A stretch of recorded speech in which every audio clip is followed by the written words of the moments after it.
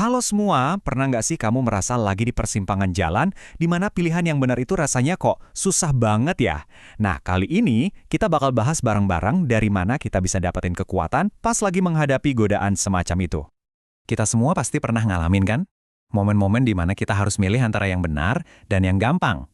Nah, itulah yang kita sebut godaan. Dan ini tuh bukan cuma soal keputusan besar yang ngubah hidup loh. Godaan juga ada di pilihan-pilihan kecil sehari-hari.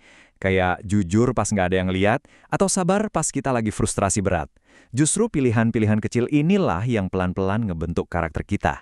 Jadi pertanyaannya jadi begini, ketika tekanan itu datang, entah dari luar atau dari dalam diri kita sendiri, pegangan kita tuh apa? Di mana kita bisa nemuin kekuatan buat tetap teguh sama apa yang kita yakini benar?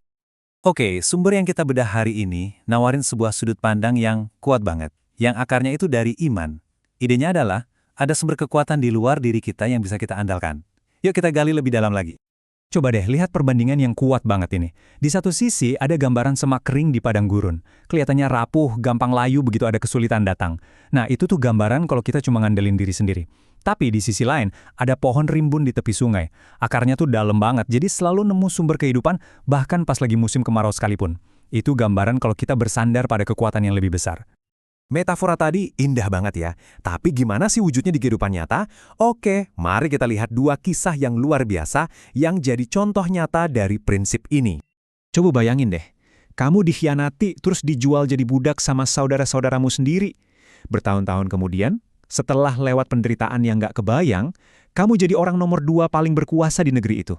Terus, saudara-saudara yang sama yang sekarang lagi kelaparan, datang mohon belas kasihan ke kamu. Apa yang bakal kamu lakuin? Dan ini responsnya yang luar biasa. Bukannya balas dendam, Yusuf malah melihat ada rencana Tuhan di balik semua penderitaannya. Dia bilang, memang kamu mereka-rekakan yang jahat terhadap aku, tetapi Allah mereka-rekakannya untuk kebaikan. Wah, ini contoh yang luar biasa banget tentang gimana cara menemukan tujuan, bahkan di tengah penderitaan yang paling dalam sekalipun. Kisah berikutnya nggak kalah dramatis. 3 anak muda dihadapkan pada pilihan antara hidup dan mati. Nyembah patung emas, atau dilempar ke tungku api yang menyala-nyala. Sebuah pilihan yang nggak main-main. Yang bikin merinding dari jawaban mereka tuh ini, mereka percaya Tuhan bisa nyelamatin mereka, tetapi seandainya pun tidak, iman mereka nggak akan goyah. Keyakinan mereka itu nggak tergantung sama hasilnya.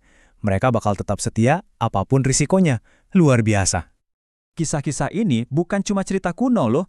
Di dalamnya itu ada prinsip-prinsip kekuatan yang abadi. Yuk, kita bedah 3 pilar utama yang jadi dasar keteguhan mereka. Nah, ini dia 3 pilarnya. Pertama, iman. Kepercayaan Yusuf kalau ada tujuan ilahi di balik penderitaannya.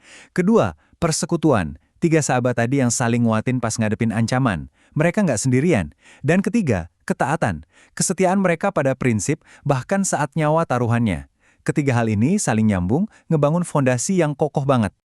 Dan ya, pas kita ngomongin persekutuan, ini bukan sekedar kumpul-kumpul biasa. Ini tuh komunitas yang aktif saling dukung, saling ingetin, dan saling nguatin. Waktu kamu tahu kamu nggak berjuang sendirian, rasanya pasti lebih mudah untuk tetap teguh kan? Oke, jadi gimana caranya prinsip-prinsip kuno ini bisa relevan buat kita sekarang? Di bagian terakhir ini, kita bakal lihat gimana kearifan ini bisa kita terapkan di kehidupan modern, terutama buat anak-anak muda. Materi kita merujuk pada 1 Timotius 4 ayat 12, sebuah panggilan buat kaum muda untuk nggak cuma ngehindarin yang negatif, tapi juga secara aktif jadi teladan dalam hal-hal yang positif. Ini pergeseran yang penting banget loh, dari yang tadinya cuma jangan lakukan ini, jadilah seperti ini. Dan ini wujudnya di kehidupan sehari-hari, jadi teladan dalam perkataan kita. Apakah ucapan kita ngebangun atau malah ngeruntuhin? Dalam tingkah laku kita, apakah tindakan kita konsisten sama yang kita yakini? Dalam kasih, dalam iman, dan dalam kesucian. Ini sebuah tantangan untuk hidup secara proaktif dan penuh integritas. Jadi, intinya begini, kekuatan sejati itu bukan cuma soal nolak godaan, tapi tentang jadi mercusuar buat orang lain.